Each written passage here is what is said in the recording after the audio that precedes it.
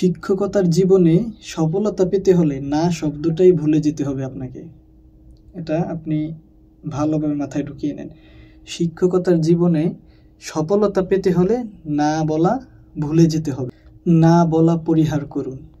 নতুন কোনো দায়িত্ব এলে আনন্দ চিত্তে হ্যাঁ বলুন। আপনাকে যে দায়িত্ব দেওয়া হয়, প্রাতিষ্ঠানিক যে কোনো দায়িত্ব দিলে আপনি না বলবেন না, না ভুলে যান।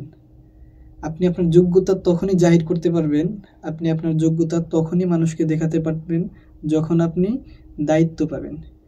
দায়িত্ব না পেলে আপনি আপনার যোগ্যতা দেখাতে পারবেন না কাউকে। যারা দায়িত্বকে যে কোনো সময়ে যে কোনোভাবে নিজের সাথে আলিঙ্গন করে নিতে পারে, এই দায়িত্ববোধ একসময় তার থেকে চলে যায়। আপনি এই দায়িত্ব নিতে চান না বিভিন্ন কারণে, যে এই দায়িত্ব নিলে হয়তো আমার এই ঝামেলা থাকতে হবে, এই প্রেশারে পড়তে হবে, এই জন্য আপনি দায়িত্ব নেন না। ব্যাপারটা এমন না।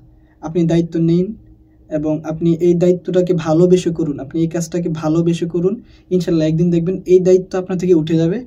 আপনি এমন একটা সময় আসবে, আপনি তখন অর্ডার দিয়ে মানুষ চালাবেন।